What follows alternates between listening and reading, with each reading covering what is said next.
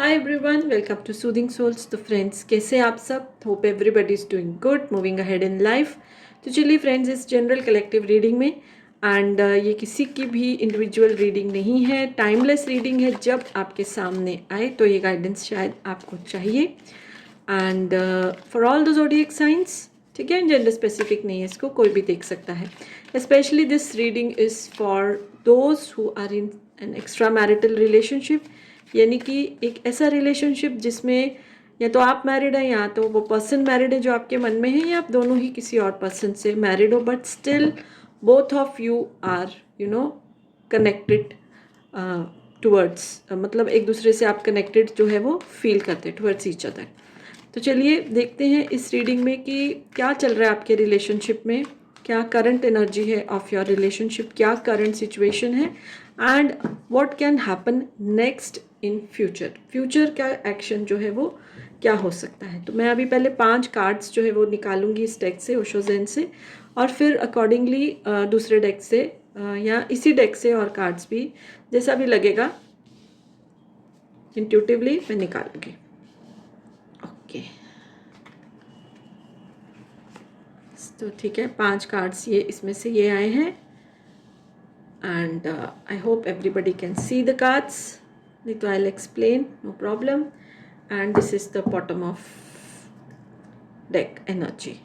ठीक है, तो देखिए सबसे पहले जो मुझे ये एनर्जी आ रही है कि जो आपके पर्सन है इस एक्स्ट्रा मैरिटल रिलेशनशिप में बहुत ही एक ईगोइस्टिक किस्म के इंसान हैं, और अगर वो किसी से मैरिड है ना तो उनका अपने स्पाउस के साथ उतना अच्छा रिलेशनशिप नहीं है, and the reason is mostly because of the ego.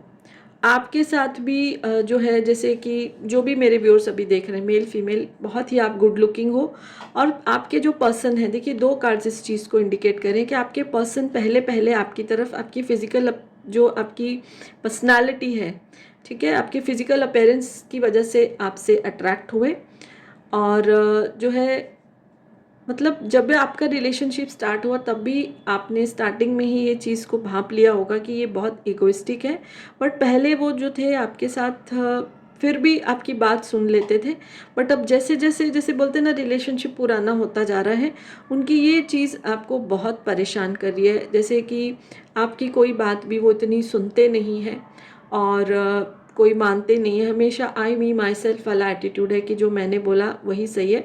अच्छा, अब इसमें फिर मैं आपको बोलूँगी जेंडर स्पेसिफिक नहीं है, तो जो मेरे व्यूअर्स हैं मेल या फीमेल और लाइकवाइज उनके पार्टनर, ठीक है, तो आई मी माई सेल्फ वाला एटीट्यूड मुझे बहुत ज़्यादा दिखाई दे रहा है, और जिसकी वजह से आप बहुत ही कंफ्यूज और डबल माइंडेड अपने आप को फील कर रहे हो कि इनके साथ जो है आगे कंटिन्यू करना चाहिए या नहीं करना चाहिए।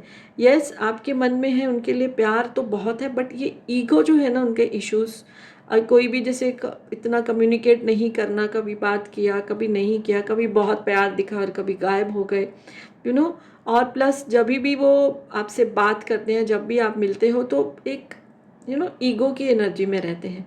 तो जब तक रिलेशनशिप नया था आपने भी उस चीज़ को जो है टॉलरेट किया, क्योंकि देखिए कोई भी रिलेशनशिप हो, मैं तो बोलती हूँ अगर आप मतलब पेरेंट्स एंड बच्चों का भी रिलेशनशिप ले, तो आज के ज़माने में आप बोलो कि टोटली आप अपने बच्चों को कंट्रोल करें, रोब डालें जैसे पुराने ज़माने के लोग करते थे, वो नहीं चलेगा। सो आज हर रिलेशनशिप एक इक्वल जो है वो एनर्जी पे चलता है। ओके, इक्वली जो रहता है वही रिलेशनशिप अच्छा रहता है। आप किसी पे उतना जो है अपना फोर्सफुली अपने डिसीशंस को नहीं आप थोप सकते हो, बट ये पर्सन वैसे ही है। तो पहले पहले शायद आपने उन चीज़ों को माना, टॉलरेट किया, लेकिन अब ये चीज़ें आपको सप्रेस कर रही है, डिप्रेशन दे रही हैं, and now you are in 2 minds कि क्या किया जाए। ठीक है, और जब आपको ये मिले थे तो आपको लग रहा था आपकी ज़िंदगी कंप्लीट होगी, बट अब आप कंफ्यूज हो अपनी ही इमोशंस को लेके, क्योंकि ये पर्सन तो जो है अपनी ही एक हवा में जो रहते हैं। तो ये जो सिनेरियो जो है मुझे समझ में आ रहा है।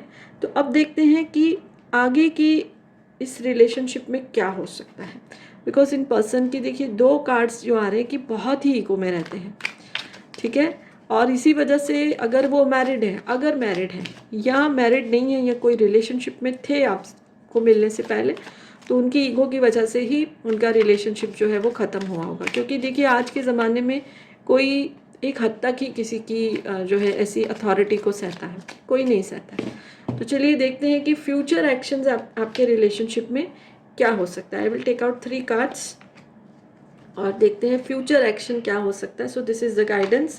आपसे रेजोनेट करे तो आप उसको रखिए, नहीं तो आप इग्नोर कर सकते हैं। ओके, देखिए जो ये मुझे गाइडेंस आ रहा है कि जब आप अपना जो है कोर्स ऑफ एक्शन चेंज कर लेंगे, जब आप अपना एटीट्यूड थोड़ा चेंज कर लेंगे। मैं नहीं बोल रही कि आप भी इगोइस्टिक हो जाएं, मतलब जैसे अब तक आप उनकी सुनते आए थे, मानते आए थे, but this is causing a stress in your mind. तो आप अपने स्ट्रेस को रिलीव करना चाहते हैं, आप भी जैसे सोच रहे हैं। तो जैसे ही आप अपना एटीट्यूड जो चेंज करेंगे, आपके पर्सन को काफ़ी चीज़ें समझ में आ जाएंगी। देखिए कुछ चीज़ें हम एक्शंस लेते हैं, ठीक है, और उसके जो मतलब हमको अपनी कॉन्शियस में पता होता है कि ये सही है कि नहीं है, बट कई बारी हम फिर भी वो चीज़ को कंटिन्यू करते हैं। और जैसे मैंने बोला, यहाँ तो आपके जो पर्सन है अगर वो मैरिड है तो उनकी मैरिड लाइफ में भी उनकी ईगो की वजह से प्रॉब्लम आ रही है, और अगर वो अनमैरिड है और कोई रिलेशनशिप उनका टूटा है तो तभी भी यही रीज़न था।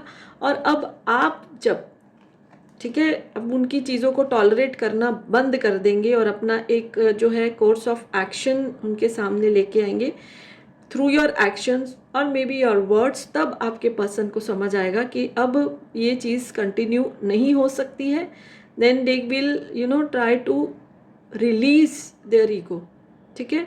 और जो है उनका शायद उनको गुस्सा भी बहुत आता है, इरिटेट भी बहुत रहते हैं, तो उन चीज़ों को वो धीरे धीरे रिलीज़ करना शुरू होंगे, क्योंकि वो आपको खोना नहीं चाहते हैं। उनके मन में आपके लिए प्यार बहुत है, बट ये उनका स्वभाव है, ठीक है। मन में आपके लिए बहुत प्यार है उनके, तो ये चीज़ को वो समझ जाएंगे और धीरे धीरे, आप बोलो कि एक ही चुटकी बजाते वो ठीक हो जाए, नहीं। बट देखिए अगर कोई भी प्रॉब्लम हमको सॉल्व करनी है तो सबसे पहले हमको उस चीज़ को एक्सेप्ट करना पड़ता है।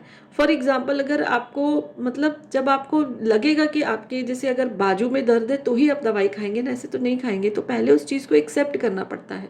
या कोई भी बॉडी पार्ट में दर्द है तो उस तरह से वो इस चीज़ को समझेंगे, एक्सेप्ट करेंगे कि यस उनमें एक कमी है, और धीरे धीरे वो उसको रिलीज़ करना शुरू हो स्टार्ट करेंगे। ईगो उनकी है, जो एग्रेशन है, उनको जो गुस्सा आता है, बिकॉज आपको वो कहीं ना कहीं खोना नहीं चाहते हैं, प्यार बहुत करते हैं।